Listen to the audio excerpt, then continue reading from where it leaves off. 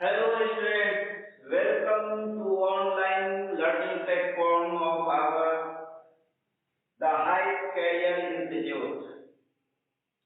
इस high career institute के learning platform पर आप लोगों का स्वागत है। और जैसा कि हम लोग क्लास क्रैश कोर्स शुरू किए हैं 12th का, और इसमें जल्द से जल्द हमें कवर करना है और ज्यादा से ज्यादा मार्क्स लाना है। इसके लिए आप लोग हमारे पूरे वीडियो को देखें। उस पर बहुत सारे क्वेश्चन मैं यहाँ डिस्कस करूंगा, कुछ क्वेश्चन आपको खुद से सेल्फ प्रैक्टिस के लिए दूंगा और वो सारे क्वेश्चन आप खुद से बनाएं। और इसके बाद ये वादा है कि आप लोगों को 100% मैथमेटिक्स में नंबर आएंगे। तो हम लोग पिछले क्लास में चर्चा किए थे रिलेशन के बारे में, और लास्ट में हमने बताया कि अगले क्लास में हम लोग टाइप्स ऑफ रिलेशन की बात करेंगे। टाइप्स ऑफ रिलेशन, तो आज हम लोगों का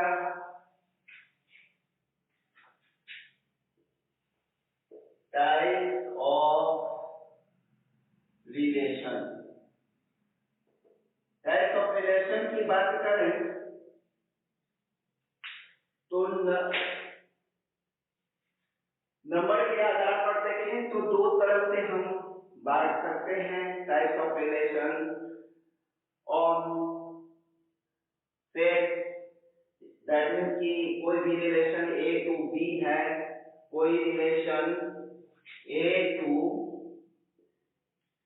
बी है, तो इस रिलेशन में कौन कौन से टाइप्स आएंगे इसको देख लेंगे। दो सब बहुत इंपॉर्टेंट है, एक wide relation that is wide empty, और दूसरा यूनिवर्सल। नाम से ही जानते हैं वाइड दैट मीन्स एम्प्टी, इस रिलेशन में कोई भी मेंबर नहीं होंगे, कोई ऑर्डर पेयर नहीं होगा। और universal relation A to B that means A और बी के कार्टेशियन प्रोडक्ट का जितना भी सबसेट हो वो सारे अगर आ जाते हैं तो वो यूनिवर्सल रिलेशन कहलाता है। तो वाइड रिलेशन ये हुआ ए टू बी। अगर हम ए टू ए की डिफाइन करें तो वही है ए टू ए में अगर कोई भी हमारा मेंबर नहीं हो, जैसे कहते हैं वाइड रिलेशन। एक सिंपल सा बात समझ लो बच्चों की क्या होता है। एक तो ए को बी डिफाइन कर रहे हैं, तो ए टू बी में ये ध्यान रखो कि अगर ए और बी कोई भी एम्प्टी सेट होगा, कोई भी वॉइड सेट होगा, तो ऑलरेडी रिलेशन वॉइड हो जाएगा। अब रही बात कि अगर ए टू बी वॉइड नहीं है, ए और सेट बी वॉइड नहीं है, एम्प्टी सेट नहीं है, तो किस कंडीशन में वो एम्प्टी सेट में एम्प्टी रिलेशन होगा। तो एम्प्टी रिलेशन के लिए अगर उसका जो कंडीशन, जो रिलेशन हम उसमें स्थापित करते हैं वो किस तरह का हम डिफाइन कर रहे हैं वो उस पर निर्भर है। अब सपोज कि मान लो कि ए का कोई ए सेट ले और इसमें कहें 1 2 3, और बी सेट ले यहाँ 3 4 5 कहें, और बात करें कि हाँ एक रिलेशन डेवलप ऐसा करते हैं ए बी, ये रिलेशन का, और and A into B equal greater than 50। Suppose ऐसा लिखते हैं। अब यहाँ देखें अगर A का दैट मीन्स कि A का B के साथ पेयर बनेगा तो 1 का 3 के साथ, 1 का 4 के साथ, 1 का 5 के साथ, 2 का 3 के साथ, 2 का 4 के साथ, 2 का 5 के साथ, 3 का 3 के साथ, 3 का 4 के साथ, 3 का 5 के साथ। मैक्सिमम हमारे इसका सबसे बड़ा एलिमेंट 3 है और इसका बड़ा है, तो मैक्सिमम हमारा जो A और B का प्रोडक्ट आएगा वो 50 होगा, क्योंकि यहाँ रिलेशन कर रहा है कि 50 से ज्यादा एक भी एलिमेंट ऐसा नहीं आएगा हमारे इस रिलेशन में। तो यहाँ पर जो रिलेशन होगा उसको हम वाइड रिलेशन कहेंगे। तो इसको ये समझ लें,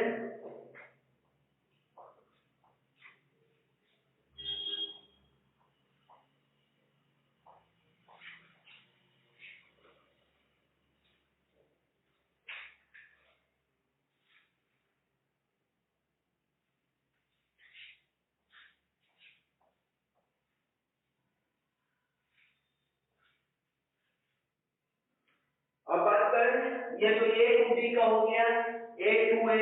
तो अगर कोई relation A to A defined है तो इसमें इसका मतलब है ये relation R on a set is called an empty relation if no element of A is related to any element of A। यानी A के किसी भी एलिमेंट से A का कोई एलिमेंट अगर रिलेटेड नहीं है तो वो कैसा रिलेशन होगा, वाइड रिलेशन होगा। सपोज कि अभी जस्ट पता है A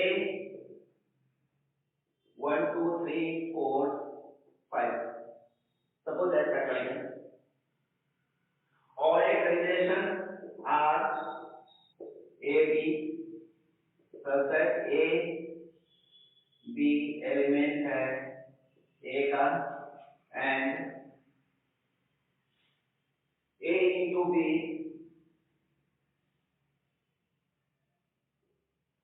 is greater than or equal to 30। Suppose एक रिलेशन डेवलप करते हैं, सपोज एक रिलेशन डेवलप करते हैं कि A इक्वल 1 2 3 4 5 और एक रिलेशन R है A B A का एलिमेंट है और A into B is greater than or equal to 30।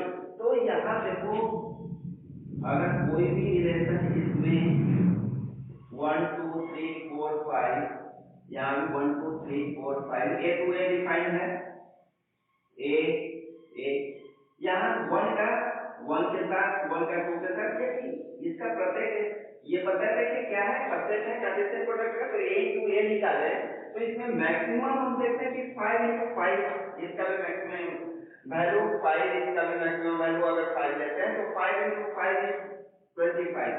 तो A B को अगर हम मल्टीप्लाई भी करते हैं तो हमारा मैक्सिमम 25 होता है, और यहाँ कह रहा है कि वैसा हमको रिलेशन लेना है तो 30 से ज्यादा हो।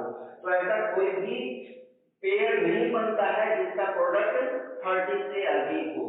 तो इस तरह के रिलेशन को हम वाइड रिलेशन कहते हैं, एम्प्टी रिलेशन कहेंगे।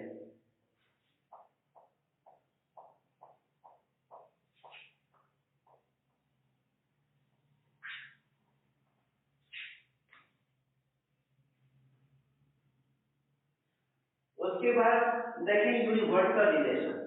यूनिवर्सल रिलेशन किसे कहेंगे, universal relation. Universal relation a relation R on A, कोई भी सेट ए ले लेते हैं, कोई relation A to A defined है तो क्या कहते हैं, A relation R on A set A is called universal relation if each element of A is related to every element of A. यानी सभी का उसका रिलेशन बन जाए, तभी वो सपोज कहें कि a इक्वल 1 2 3 और एक रिलेशन डेवलप हो A B, subset A B element A का है and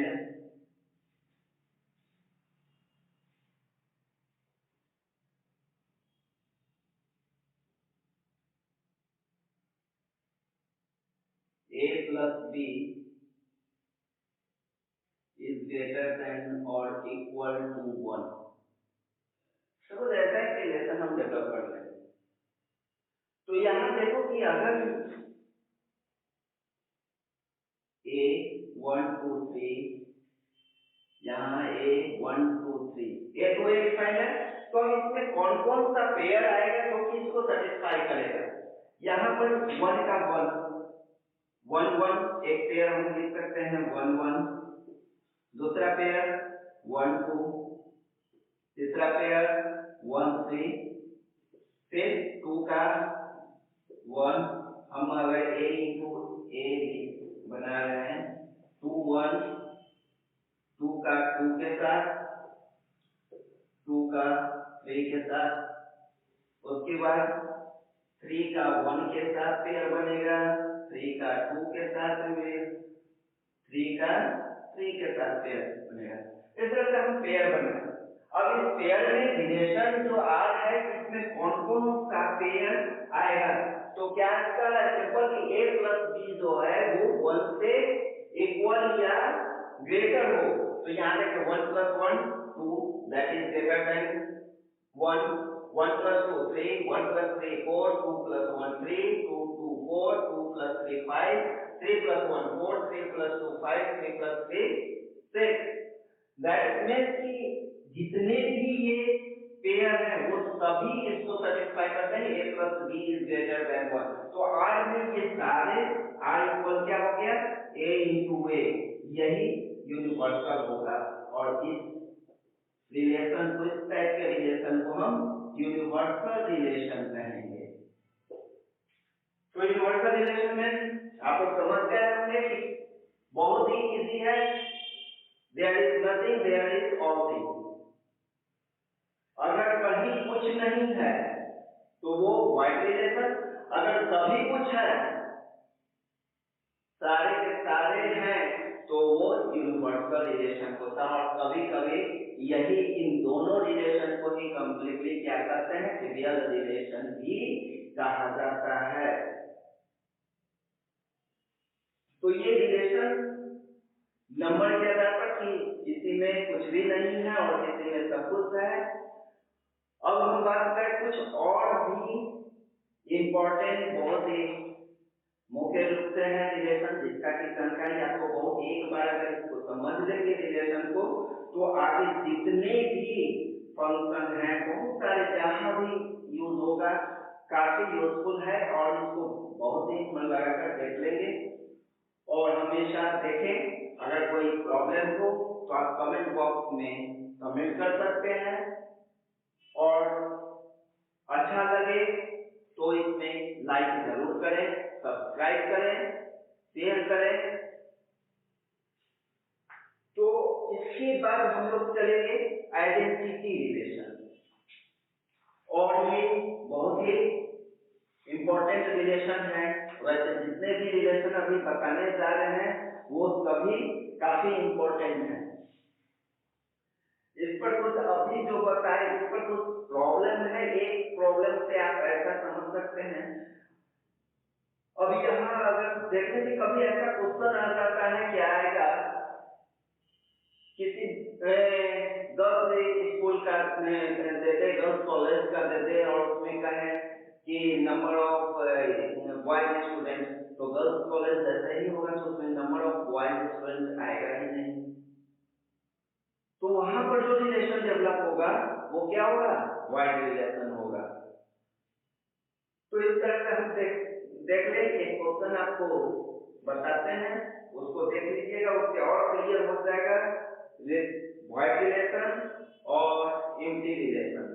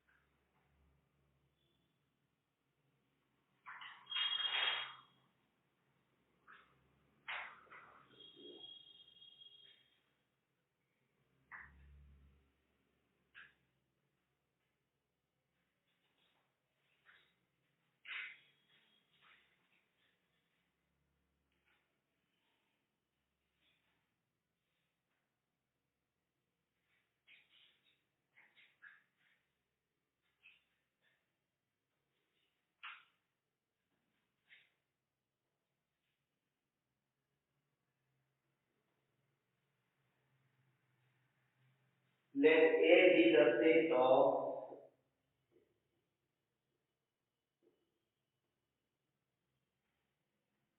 all students of a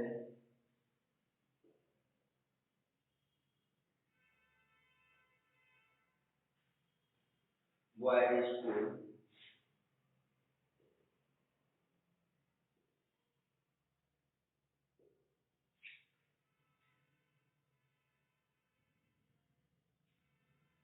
so that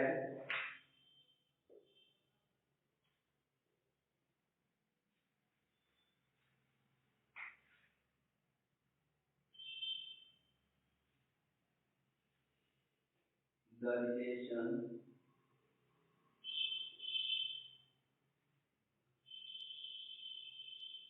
given by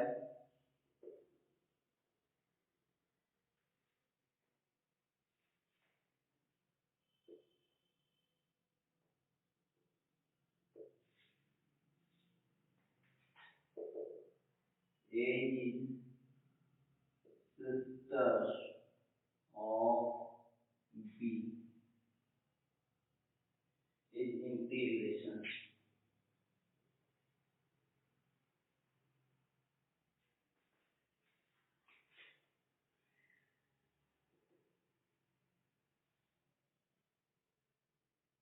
And R1 equals AB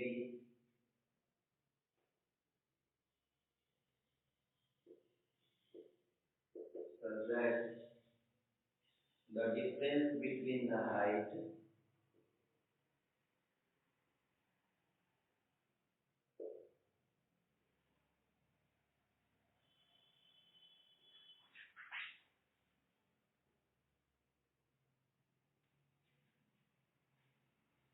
of A and B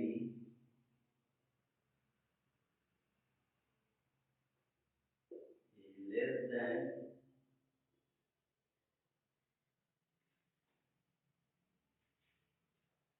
5 meters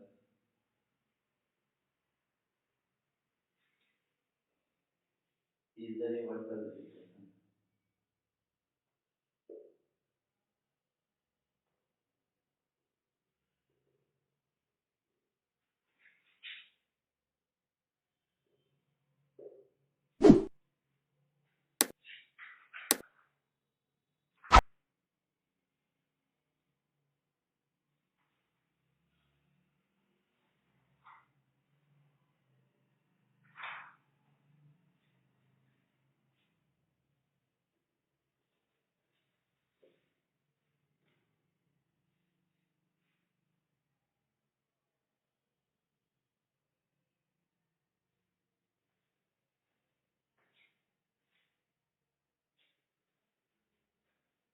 ये क्वेश्चन था, आपका क्वेश्चन देख लिए होंगे। Let A be the set of all students of a boys school so that the relation given by R equal AB such that A is sister of B is empty relation and R1 AB that the difference between the height of A and B is less than 5 meter is the universal relation। यानी ये question किया है और इसमें ये कह रहे हैं कि अगर ये दिखाइए कि R जो है वो empty relation होगा और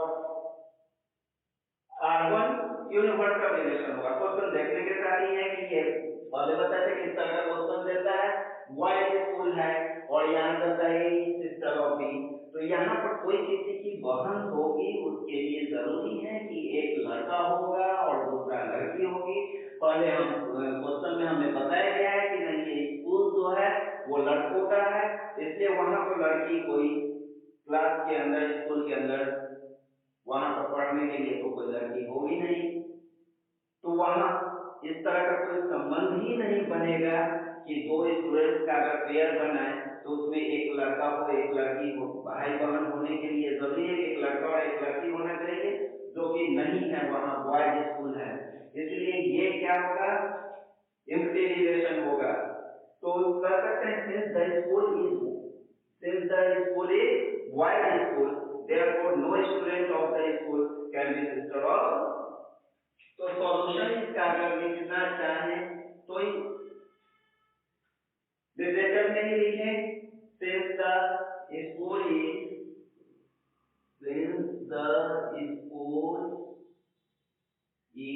of is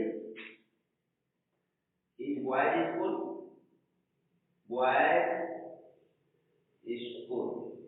कैसे स्कूल क्या है, बस लड़कों का स्कूल है, therefore no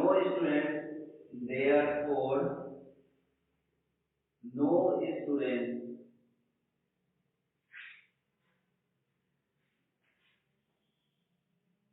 can be sister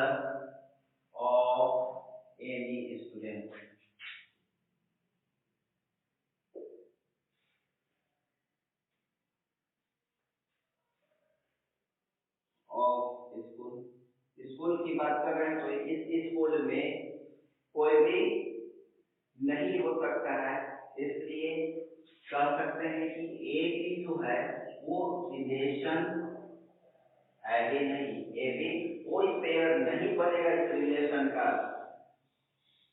for any A B जो ए का एलिमेंट है, for any A B element of A. तो इस तरह से क्या हो गया, आर में क्या कितने एलिमेंट आएंगे, एक भी एलिमेंट नहीं आएंगे, तो एम्प्टी को हम 5 से डिनोट करते हैं, r equal to 5, that implies r is an empty relation. Empty relation यही तो बताए थे कि जब कोई भी एलिमेंट, इसमें एक भी एलिमेंट नहीं होगा तो एम्प्टी रिलेशन होगा। अब आगे की बात है कि हमको ये करना है कि R1 जो है वो क्या है, यूनिवर्सल रिलेशन है। तो देखिए क्या कर रहा है, the difference between the height A and B is less than 5 metre, तो 5 मीटर दैट मींस कि ग्रेटर देन 50 फीट। तो उतना तो एक का ही हाइट नहीं होता है, दो के डिफरेंस कहां से उतना, उससे ज्यादा हो सकते हैं, उससे तो कम ही। जितने भी स्टूडेंट्स होंगे उनका हाइट कितना मैक्सिमम 6 फीट, और किसी का मान ले 2 फीट भी होगा, 2.5 फीट भी होगा, वो सबसे छोटे। अगर अप्पू राजा भी आ जाए तो क्या होगा, 2.5 फीट का बहुत लंबा स्टूडेंट होगा, 6 फीट से थोड़ा सा अधिक डिफरेंस कितना होगा, 3 फीट से ऊपर ही डिफरेंस होगा, या 3.5 फीट से डिफरेंस होगा।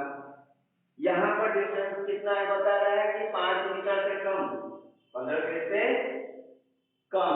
तो ये जितने भी स्टूडेंट होंगे उनके डिफरेंस हाइट में 15 फीट से कम ही आएंगे, 15 फीट से ज्यादा किसी का भी नहीं होगा। तो जितना पेयर बनेगा उस स्कूल में बच्चों के, एक के साथ दूसरे का जितना भी पेयर बना ले, सभी के हाइट का डिफरेंस क्या होगा, ये 5 मीटर से कम ही होगा। It is obvious that the difference between the height of any two students of the school has to be less than 5 meters. तो अगर जगह नहीं है, हम क्वेश्चन को डिलीट कर रहे हैं ऊपर से।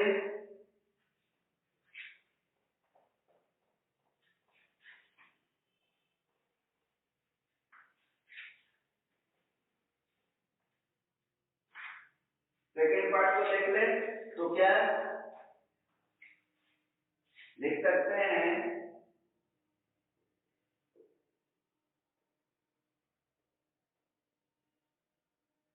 It is obviously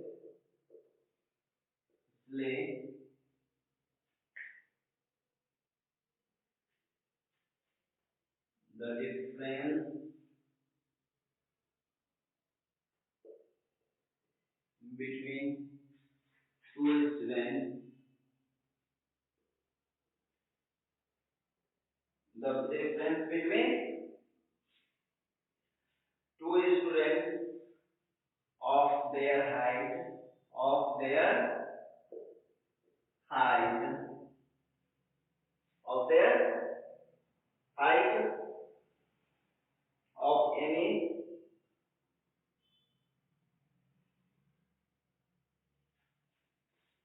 of the school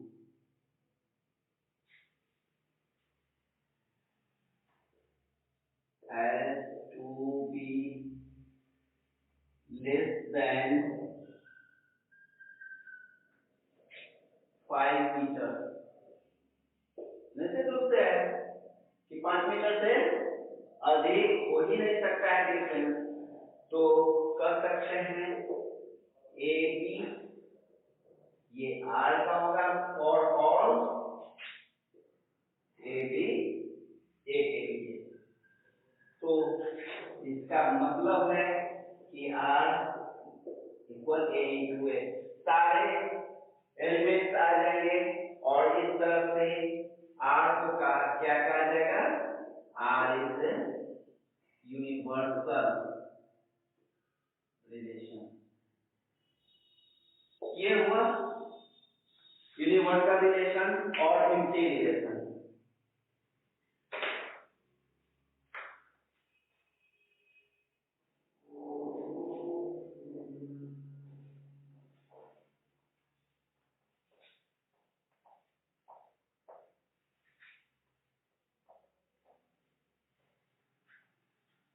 अब हम लोग देखें, नेक्स्ट स्टेप में चले, थोड़ा आगे बढ़े।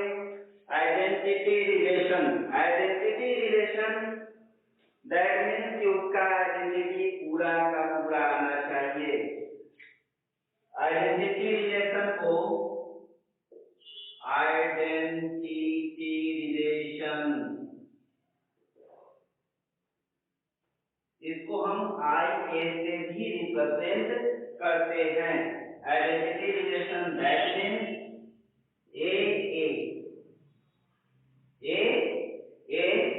such that A is element of A। अगर कोई A सेट है तो उसके प्रत्येक एलिमेंट का खुद के साथ पेयर बनाना जिस रिलेशन के तहत होगा, वैसे रिलेशन को हम आइडेंटिटी रिलेशन कहेंगे। अगर हम A इक्वल कहें 1 2 3 4 और यहाँ पर एक ऐसा रिलेशन डेवलप करें जिसमें हमारा पेयर आ जाए 1 1 2 2 3 3 एंड 4 4, इसको आइडेंटिटी रिलेशन कहेंगे। खुद के साथ पेयर बनाना है तो identity every element of set A is related to itself only, ये हमेशा ध्यान रखेंगे। आइडेंटिटी आगे आप रिफ्लेक्सिव पढ़ेंगे तो दोनों में बेसिक डिफरेंस ये होता है, इसको एक तरह से गांठ बांध लें। आइडेंटिटी रिलेशन में प्रत्येक एलिमेंट का खुद के साथ रिलेशन बनेगा और सिर्फ खुद के साथ ही और किसी के साथ नहीं, तभी आइडेंटिटी रिलेशन होता है। तो एक बार फिर से नोट करना चाहें तो नोट कर लेंगे। Every element of set A is related to itself only। Every element of set A is related to itself only और किसी के साथ नहीं होना चाहिए। 1 2 3 4 और इसके साथ प्रत्येक एलिमेंट का अगर कहें, अगर सेट ए दिया हुआ है और कोई R1 आपको दे दे 1 1 2 2 3 3 बस, और कहें कि क्या ये आइडेंटिटी रिलेशन है? नहीं है, क्योंकि यहाँ पर 4 4 की पेयर हमें चाहिए तभी आइडेंटिटी होगा, अदरवाइज आइडेंटिटी नहीं होगा। क्या बताए थे कि प्रत्येक एलिमेंट का खुद के साथ रिलेशन होना चाहिए। यहाँ पर मात्र 1 2 3 का ही रिलेशन दिखा रहा है, इसलिए ये आइडेंटिटी रिलेशन नहीं है और यहाँ पर ये आइडेंटिटी रिलेशन है।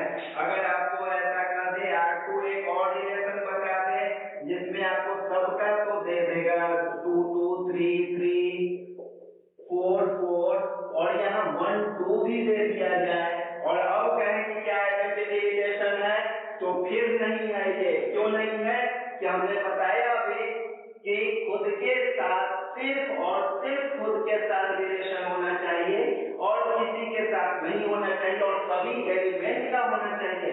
सभी एलिमेंट का खुद के साथ तो रिलेशन है लेकिन सिर्फ खुद के साथ नहीं है, बल्कि यहाँ पर एक एलिमेंट का अदर एलिमेंट के साथ भी रिलेशन है और इस कारण से जैसे ही अदर के साथ रिलेशन हो गया तो आइडेंटिटी इसका समाप्त हो गया और ये आइडेंटिटी रिलेशन नहीं होगा। तो ये हम लोग अभी आइडेंटिटी रिलेशन पढ़े। अब यहाँ से आगे इक्विवेलेंस रिलेशन की बात करें और इक्विवेलेंस रिलेशन में हम लोग जानते हैं कि 3 रिलेशन की बात करेंगे, रिफ्लेक्सिव, सिमेट्रिक एंड ट्रांजिटिव। अगर ये तीनों रिलेशन फॉलो करेंगे तो वो इक्विवेलेंस रिलेशन कहलाएंगे। तो एक एक करके हम लोग ये सारे रिलेशन को रिफ्लेक्सिव रिलेशन के लिए हम ये तीनों रिलेशन जो जितने हैं उन सब का एक एक करके चर्चा करें और उसको देख लें। वीडियो देख लेंगे तो किसी भी तरह का क्वेश्चन अगर इक्विवेलेंस रिलेशन के साथ आ जाए तो आप उसे छोड़ नहीं सकते हैं, वो ऑटोमेटिक आपसे बनेगा ही बनेगा। इसलिए ध्यान से इस वीडियो को देखें और कंटिन्यू देखें, और अच्छा लगे तो लाइक जरूर करें, शेयर जरूर करें।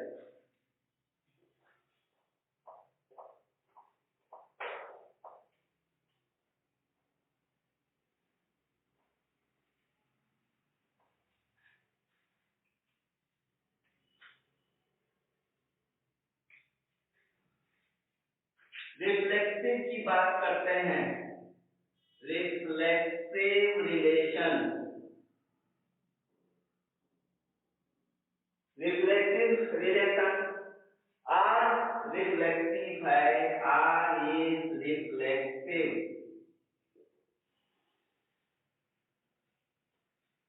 That implies a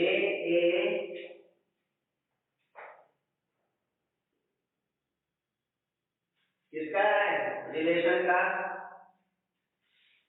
for all. तो रिफ्लेक्सिव की बात करें तो अब यहाँ पर वही चीज बता रहे थे कि आइडेंटिटी और रिफ्लेक्सिव में क्या है। यहाँ भी जैसे आइडेंटिटी का है तो आइडेंटिटी होना मस्ट है, रिफ्लेक्सिव के लिए सबसे पहले तो आइडेंटिटी होना है। उसके बाद ये बाध्यता नहीं है कि सिर्फ खुद के साथ ही रिलेटेड हो प्रत्येक एलिमेंट, अदर के साथ भी हो सकता है तो भी वो रिफ्लेक्सिव कहलाएगा, लेकिन खुद के साथ होना सबसे पहले है। इसको एग्जाम्पल के साथ हम लोग क्लियर कर सकते हैं कि मान लें कि a इक्वल 1 2 3 4 इस तरह से कोई एक सेट है हमारा, जिस पर a टू a हमारा कोई रिलेशन डिफाइन है, r जो है वो a टू a डिफाइन है, a टू a डिफाइन है, और इस तरह से डिफाइन है कि r इक्वल, ये रिफ्लेक्सिव कब कहा जाएगा, जब हमारा r क्या होगा, a होगा, तो 1 1 2 2 3 3 4 4 हो गया ये रिफ्लेक्सिव। r1 1 1 2 2 3 3 4 4, अगर हम 1 2 भी लिख दें कोई असर नहीं पड़ता है, फिर भी ये रिफ्लेक्सिव होगा। अगर 1 2 भी आ जाता है एलिमेंट तो जितने भी एलिमेंट हैं उनका खुद के साथ पहले रिलेशन होना चाहिए, और उसके बाद कुछ भी अदर के साथ रिलेशन होता है तो कोई दिक्कत नहीं है, उसके बावजूद वो रिफ्लेक्सिव होगा, लेकिन उससे पहले जरूरी है कि खुद के साथ रिलेटेड हो, अगर नहीं है तो फिर नहीं होगा। अगर हम बात करें R2 की, 1 1 2 2 3 3 4 1, क्या ये रिफ्लेक्सिव है, तो नहीं है। 1 1 2 2 3 3 है, लेकिन 4 यहाँ पर क्या है, 4 है, और 4 का कोई भी 4 के साथ 4 यहाँ अगर a टू a डिफाइंड है तो यहाँ पर 4 से 4 का भी रिलेशन होना चाहिए, जो कि नहीं है, इसीलिए ये इससे प्रॉब्लम नहीं है कि 4 1 आ गया, 4 1 होने से प्रॉब्लम नहीं है। प्रॉब्लम ये था कि यहाँ पर a टू a डिफाइंड है रिलेशन, तो 4 का 4 होना चाहिए, 4 का रिलेशन 4 के साथ होना चाहिए, तभी ये रिफ्लेक्सिव होगा। तो ये जरूरी है कि 4 4 होना चाहिए। अब बहुत सारा ऐसा क्वेश्चन आपको मिल जाएगा कि जिसमें ये बताएगा नहीं कि a टू a डिफाइन है, ठीक है, लेकिन सेट a में क्या है वो नहीं मालूम, सेट a में नहीं मालूम, डायरेक्ट दे देगा। मान लीजिए कि R3 और यहाँ इसको डिलीट कर दे, कंफ्यूजन नहीं हो।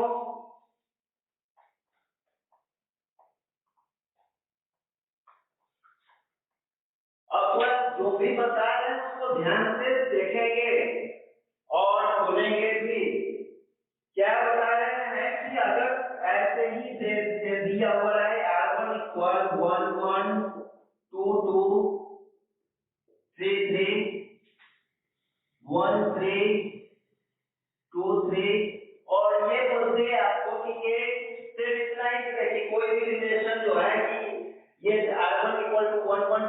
3 3 1 3 2 3 ये है R1 का एलिमेंट है, फिर ऑर्डर पेयर है।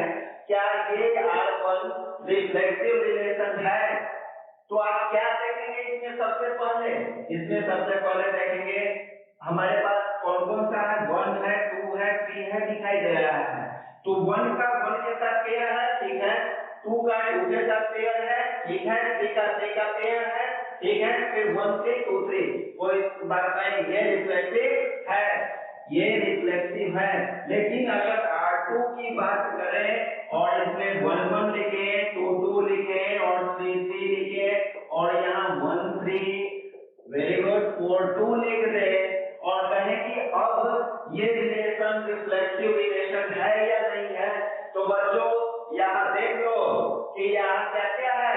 सबसे पहले इसमें हम ढूंढेंगे कि कौन कौन से एलिमेंट है। 1 है, 2 है, 3 है, 4 है, ये 4 एलिमेंट हैं। 1 है, 2 है, 3 है, 4 है। तो यहाँ पर देखें डोमेन हमारा 1 2 3 4 4 डोमेन है। तो 4 डोमेन का हम यहाँ देखें कि क्या 4 का रिलेशन 1 का 1 के साथ रिलेशन आ गया, 2 का 2 के साथ, 3 का 3 के साथ, फिर ठीक है 1 और 3 भी है। लेकिन यहाँ 4 एलिमेंट है जिसका कि खुद के साथ रिलेशन नहीं है। तो यहाँ पर खुद का रिलेशन नहीं है तो ये रिफ्लेक्टिव नहीं है। दैट मींस हमारे डोमेन यहाँ पर जो भी किसी परिस्थिति से A to A डिफाइंड हो या B to B डिफाइंड हो, यहाँ डोमेन अगर 4 दे रहे हैं, दैट मींस कि अगर इसमें बात है कि अगर कोई रिलेशन ये है डिफाइंड और ये डोमेन इसका क्या क्या है, 1 है, 2 है, 3 है, 4 है, तो इसका प्रत्येक के साथ तो पहले रिलेशन होना चाहिए ना। 1 2 3 4 1 का 1 के साथ, 2 का 2 के साथ, 3 का 3 के साथ और 4 का 4। सबसे पहले रिफ्लेक्टिव के लिए ये जरूरी है कि खुद के साथ रिलेशन होना है। उसके बाद 1 का 2 के साथ हो जाए, 1 का 4 के साथ हो जाए, कोई मैटर नहीं है, इससे कोई दिक्कत नहीं है, किसी के साथ रिलेट होता है। लेकिन सबसे पहले खुद के साथ रिलेट हो जाए तभी उसकी आइडेंटिटी बनती है और तब वो रिफ्लेक्टिव रिलेशन कहलाता है। रिफ्लेक्ट करता है खुद का, अपना आईना पहले देखेंगे कभी तो, यानी प्रत्येक को आईना दिखाना है कि देखो ये आईना है और इसमें चेहरा तुम्हारा ये आना है। और खुद को खड़ा करते और आईने में तस्वीर दूसरे की बने, तो बताइए वो कैसे रिफ्लेक्टिव, वो दूसरे का ना रिफ्लेक्ट कर रहा है, हमारा थोड़ी ना रिफ्लेक्ट कर रहा है। इसलिए जरूरी है रिफ्लेक्टिव के लिए कि रिफ्लेक्ट उसी एलिमेंट का होना चाहिए, तो उसको रिफ्लेक्टिव रिलेशन कहते हैं। तो आप लोग समझ गए होंगे रिफ्लेक्टिव रिलेशन क्या है। अब आगे बढ़ते हैं हम लोग सिमेट्रिक रिलेशन की।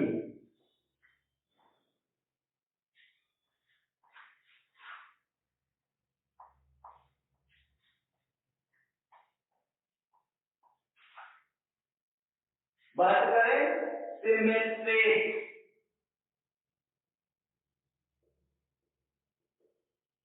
गिव एंड टेक का जमाना, सिमेट्रिक रिलेशन।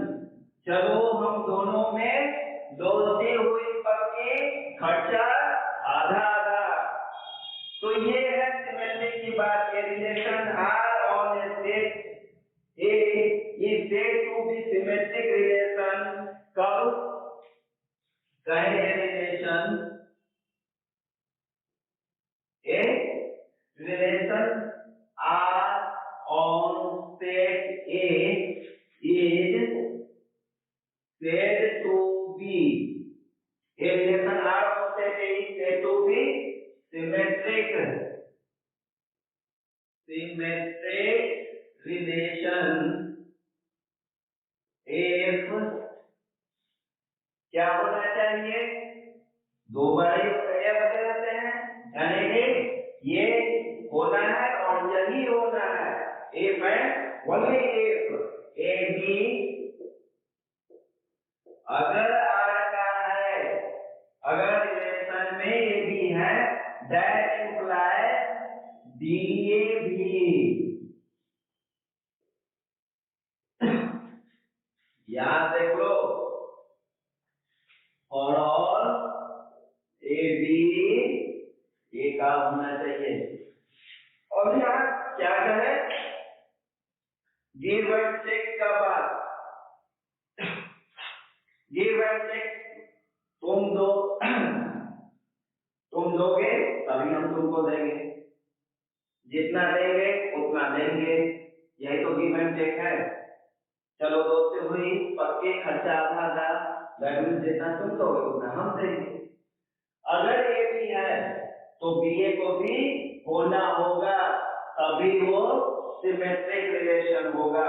और इसमें कोई भी कंडीशन वैसा नहीं है कि प्रत्येक एलिमेंट को ऐसा होना होगा। जैसे हम लोग रिफ्लेक्सिव की बात किए थे, आइडेंटिटी की बात किए थे कि प्रत्येक एलिमेंट जितने भी, अगर कोई भी रिलेशन किसी सेट पर डिफाइंड है तो उसके प्रत्येक एलिमेंट को खुद के साथ रिलेट होना है। वैसा इसमें कंडीशन नहीं कि प्रत्येक एलिमेंट को रिलेट होना है, लेकिन हाँ जिसके साथ रिलेट होगा दूसरा भी उसके साथ रिलेट होना होगा। और अगर ऐसा होता है तो ही वो सिमेट्रिक रिलेशन कहलाएगा। अब सपोज हम कहें R1 अगर 1 2 है तो इसको 2 1 होना होगा, 1 2 है तो 2 1 होना होगा। अगर 1 3 है तो 3 1 भी होना होगा, और तब जाकर ये क्या होगा, सिमेट्रिक रिलेशन होगा। सपोज हम कहें कि कोई भी रिलेशन ये A to A डिफाइन है, A इक्वल देते हैं 1 2 3 4, ऐसा कुछ देता है 1 2 3 4। अब यहाँ इससे तो कई सारे रिलेशन बन सकते हैं, भले ही पता है कि एक इसका A to A और A का कार्टेशियन प्रोडक्ट निकालें और उसका जितना भी सबसेट होगा तभी कोई ना कोई रिलेशन फॉलो करेगा। तो यहाँ पर देखें R में कोई ऐसा रिलेशन देख लें 1 3 3 1 1 4 4 1 1 2 2 1। तो यहाँ देखो क्या ये सिमेट्रिक रिलेशन है। तो सबसे पहले एक एक करके देखते जाओ। 1 3 तो जैसे ही A भी है तो B A होना चाहिए, तो क्या हमको चाहिए 3 1 है। आगे बढ़े 1 4 है तो 4 1 चाहिए, वो है। यहाँ 1 2 है तो 2 1 चाहिए, ठीक। अब यहाँ देखो इसी पर माने R1 भी जो है A to A डिफाइंड है, R1 भी A to A डिफाइंड है। और हम एक रिलेशन R1 इक्वल कहें 1 3 1 1 2 4, ठीक है, 4 2, ठीक है, 5 2 2 5। अब बताओ कि क्या दिखाई दे रहा है? हाँ, अब बताओ कि क्या ये सिमेट्रिक रिलेशन है? 1 3, वेरी गुड, 1 3 का 3 1 है, बिल्कुल है। 2 4 का 4 2 चाहिए, वो भी है। 5 2 का 2 5 चाहिए, वो भी है। तो क्या सिमेट्रिक रिलेशन है? नहीं है, क्योंकि यहाँ देखो क्या चल रहा है, ए बी, अगर वो ए टू ए डिफाइंड है तो ए बी को भी ए का एलिमेंट होना चाहिए। यहाँ 5 आ रहा है और 5 ए का एलिमेंट नहीं है, इसलिए ये ए टू ए पर ये R1 रिलेशन नहीं है। तो इस तरह से जब ए टू ए पर है ही नहीं तो ये सिमेट्रिक या ट्रांजिटिव कुछ किसी बात है ही नहीं, तो ये रिलेशन ए टू ए पर है ही नहीं, इसलिए सिमेट्रिक की बात ही नहीं होगी। तो ये भी ध्यान देना है कि हमें जो दिया गया है सबसे पहले वो रिलेशन किस पर डिफाइंड है, जिस सेट पर डिफाइंड है उस सेट का ही एलिमेंट इस रिलेशन के अंदर आना चाहिए। तो आप समझते हैं कि आप लोग इसको अच्छी तरह से समझ गए होंगे कि सिमेट्रिक रिलेशन क्या है।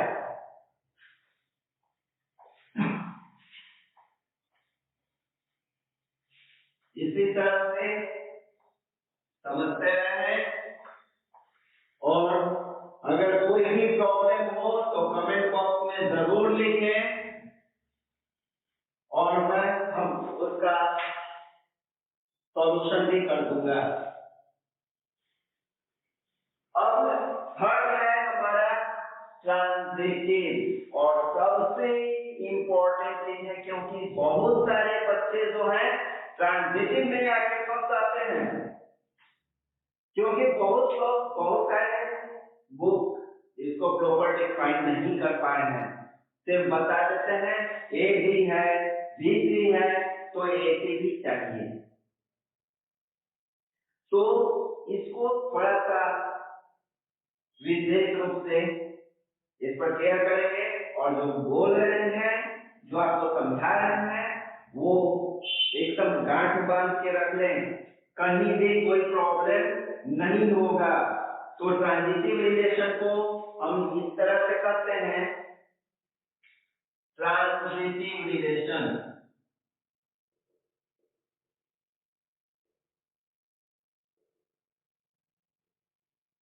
ट्रांजिटिव रिलेशन क्या है? मान लें सबसे पहले कि let A B a set, let A B a set, कोई सेट ए मान लेते हैं, और उसके बाद एक रिलेशन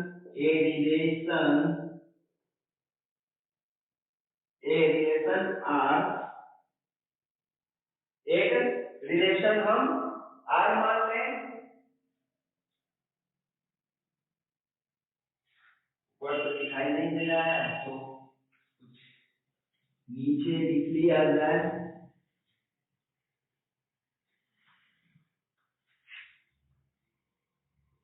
ट्रांजिटिव रिलेशन,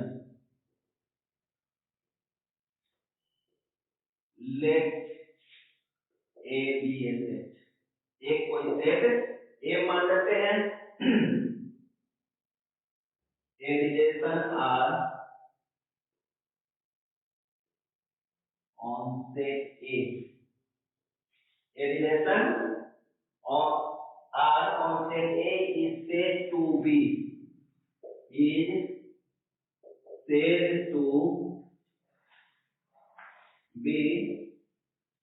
transitive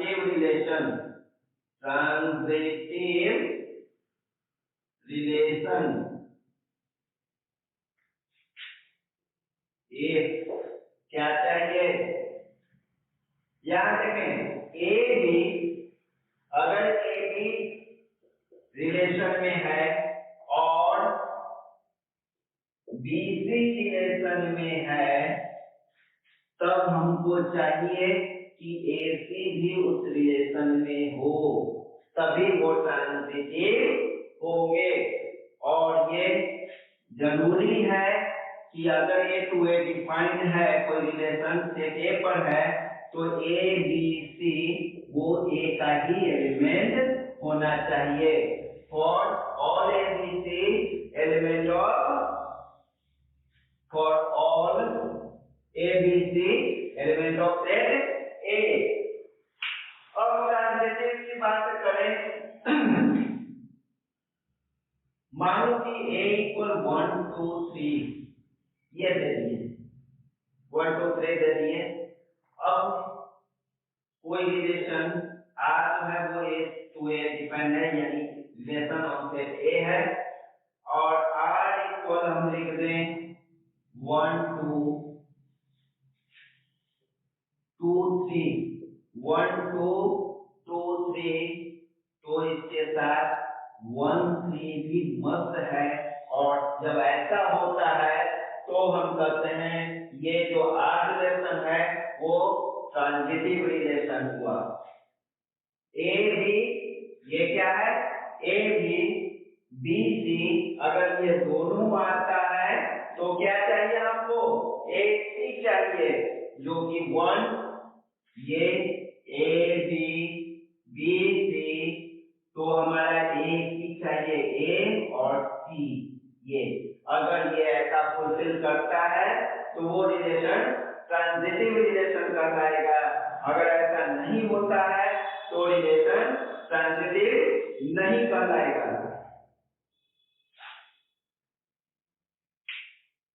अब यहाँ देखें, कंफ्यूजन बताए कि कंफ्यूजन होगा कहाँ होगा। अगर यहाँ पर एक चीज गांठ बांध लो कि अगर मान लो कि R1 इक्वल टू लिख दें 1 2 1 4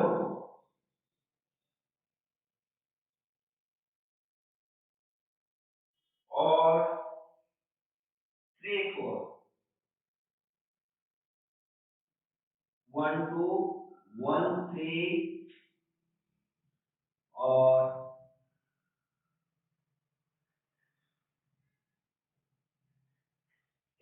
1 का 2 के साथ दे दिए, 1 का 3 के साथ दे दिए, अब किसी का नहीं देंगे, बस इतना ही। अब कहेंगे क्या ये ट्रांजिटिव है, यही कंफ्यूजन है और बहुत लोग इसको डिफाइन नहीं कर पाते हैं। तो हमेशा बच्चों ये कोई बुक में मिले नहीं मिले तो वो लेकिन एक चीज नोट कर देना कि ये ट्रांजिटिव है। ट्रांजिटिव सिर्फ ये कहता है कि अगर AC होगा और BC होगा, दोनों होगा, तब हमको AC चाहिए, अदरवाइज अगर AB और AB के साथ BC नहीं आता है तो इसकी जरूरत हमें नहीं है, और फिर भी ये ट्रांजिटिव होगा, तो ये भी ट्रांजिटिव है। इसलिए ये हमेशा, ये आपको बहुत लोग कहीं भी खोजेंगे बहुत कम मिल पाएगा, और यहाँ पर कंफ्यूजन होता है। बहुत सारे क्वेश्चन ऐसे आते हैं जिसमें पता ही नहीं होता कि AB मिल रहा है BC होगा ही नहीं। अगर हम बात करें, एक आध क्वेश्चन ऐसा भी होगा किसी सोसाइटी में कहेगा कि ये सोसाइटी है, एक सोसाइटी के अंदर एक रिलेशन डेवलप है जिसमें A जो है वो B का वाइफ है, A जो है वो B का वाइफ है। तो बताएं कि ये किस तरह का रिलेशन है। तो अब बताएं कि अगर कोई रिलेशन हम डेवलप करते हैं AB और यहाँ पर A is wife of B, तो यहाँ देखो कि A को अगर वाइफ B का करते हैं तो B जब A is wife of B तो B किसी का वाइफ होगा ही नहीं, B तो हस्बैंड है। तो A B तो हमको मिल गया, A B मिल गया, लेकिन BC कभी नहीं मिलेगा क्योंकि BC का वाइफ नहीं हो सकता है। A अगर B का वाइफ है तो B फिर कहां से C का वाइफ होगा, नहीं होगा। तो A B तो मिल रहा है, BC नहीं मिल रहा है, तो इस तरह से ये जो रिलेशन होगा वो ट्रांजिटिव होगा, क्योंकि यहाँ पर AB तो मिल रहा है लेकिन हमें BC नहीं मिल रहा। BC मिलेगा तो AC की जरूरत पड़ेगी, अदरवाइज हमें AC की जरूरत नहीं है, और वो ट्रांजिटिव रिलेशन कहलाएगा। एक और एग्जांपल आप लोग देख लें और क्लियर हो जाएगा। तो बच्चों ये बहुत ही इंपॉर्टेंट चीज है, आप बिल्कुल इसको ध्यान से देख लें और समझ लें कि अगर AB है और BC है, दोनों अगर है AB और BC दोनों है तो ही AC की जरूरत है, अदरवाइज AC की जरूरत नहीं है। और नहीं अगर BC है तो AC की जरूरत नहीं, और वो ट्रांजिटिव रिलेशन भी होगा। तो हम एक क्वेश्चन लिखते हैं, उसको देख लें। The relation are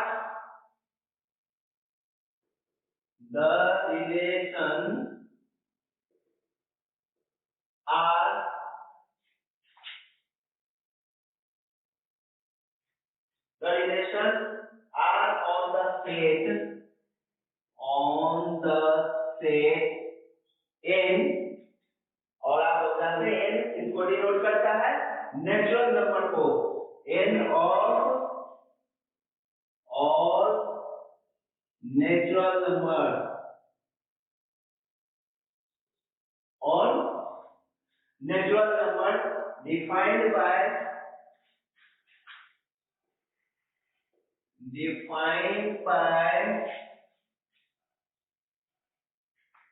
AB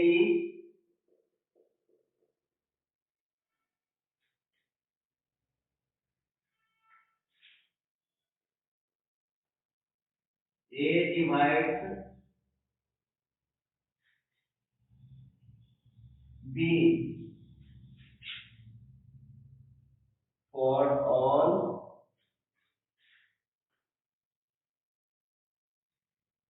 A B वो नेचुरल नंबर है, इज ट्रांजिटिव।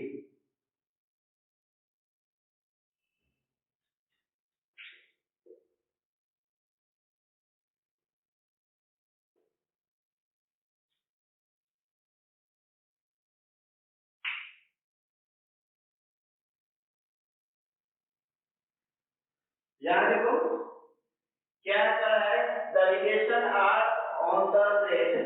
इसको देखें, क्वेश्चन को एक बार देख लें।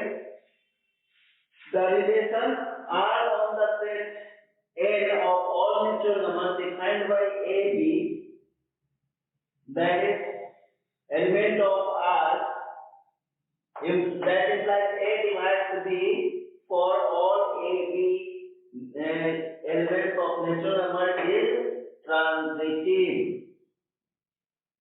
तो ट्रांजिटिव के लिए क्या पता है कि ए बी हो बी सी हो तो हमें ए सी की जरूरत पड़ेगी। तो यहाँ हमें बताया जा रहा है कि ए बी जो है, लेट ए बी क्या है, लेट ए बी सी तीन को हमको चाहिए। तो इस सॉल्यूशन में देखें, लेट ए बी सी क्या है, नेचुरल नंबर मान लेते हैं। क्या मान लेते हैं कि A B C natural number है। और इस तरह से है कि ए बी और बी सी आर का एलिमेंट होगा। A B C in such that A B element R and B C element है आर का। ए बी एलिमेंट है आर का और बी सी एलिमेंट है आर का। इसके साथ क्या करता है, A divide B, A divide B. इसका मतलब क्या है कि यहाँ पर अगर ये रिलेशन आर है तो यहाँ पर ए जो है वो बी को डिवाइड करता है। That is like A divides B and B divides C. A divides B and B divides C. अगर बी सी इस रिलेशन का एलिमेंट है तो यहाँ तो क्वेश्चन में कहता है कि अगर ये एलिमेंट होगा तो ए डिवाइड जो है फर्स्ट एलिमेंट जो है डोमेन जो है वो रेंज को डिवाइड करेगा। तो यहाँ A divide B and B divide C. तो जैसे ही ए डिवाइड करता है बी को, ए डिवाइड बी को करता है, मान लें कि 2 जो है वो 4 को डिवाइड करे, 6 को डिवाइड करे, तो मान लें 2 जो है वो 6 को डिवाइड करता है, तो 6 इक्वल टू क्या लिखेंगे, 2 into 6। यदि अगर डिवाइड करता है तो यहाँ समथिंग कोई भी कांस्टेंट जरूर रहेगा। That implies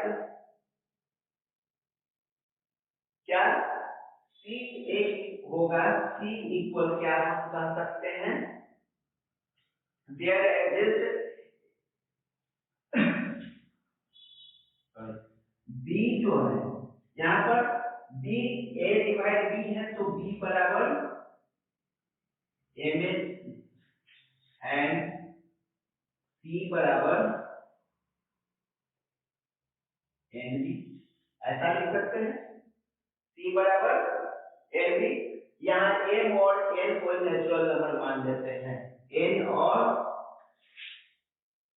where M N is some natural number, इसको कोई नेचुरल नंबर हम मान लिए। तो अब यहां से देखें क्या होगा, A B equal M N, C equal N B. तो सी इक्वल क्या हो जाएगा, that implies C equal N और बी की तरह क्या है एन ए, ऐसा लिख सकते हैं। तो ये क्या हो गया S N A C equal M N A. अब यहाँ ये नेचुरल नंबर है तो हम कह सकते हैं कि सी जो है वो ए को सॉरी ए जो है वो सी को डिवाइड करेगा, ए सी को डिवाइड करेगा और इस तरह से हम कह सकते हैं ए डिवाइड सी। और जब ए डिवाइड सी हो गया तो हमारे यहाँ देखिए जैसे ही ए डिवाइड सी यहाँ कह रहा है कि अगर ऐसा है तो भी ये होगा, तो क्या हो जाएगा ए सी वो रिलेशन का एलिमेंट होगा। अगर ऐसा है तो देख रहे ए बी रिलेशन का है, बी सी रिलेशन का है और हमारा यहाँ निकल गया ए सी भी रिलेशन का है। तो इस तरह से A B relation B C relation है दैट इम्प्लाइज ए सी भी हमारा इस रिलेशन का ऑर्डर पेयर आ गया। तो R is transitive, R is transitive। तो इस तरह से R क्या हो गया ट्रांजिटिव हो गया।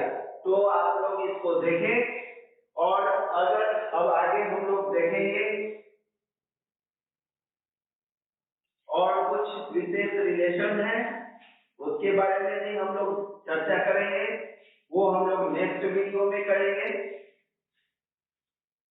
और उसके साथ अगले वीडियो में अगले क्लास में अगले लेक्चर में हम लोग बात करेंगे जो आने वाले सबसे इम्पोर्टेंट की क्वेश्चन के बारे में हम लोग प्रैक्टिस करेंगे। जो आने वाले इम्पोर्टेंट क्वेश्चन है आपके बोर्ड में वो सब क्वेश्चन का डिस्कस करेंगे। इसलिए एकदम कंटिन्यू आप लोग वीडियो देखते रहें और मन लगाकर पढ़ें, मन लगाकर देखें और ये आपको कंफर्म करते हैं कि 100% मार्क्स जरूर आएगा अगर कंप्लीट पूरे सेशन हमारा जो क्रैश कोर्स है इसको सब्सक्राइब करते हैं, इसको देखते हैं तो 100% मार्क्स निश्चित आएगा। तो बने रहें।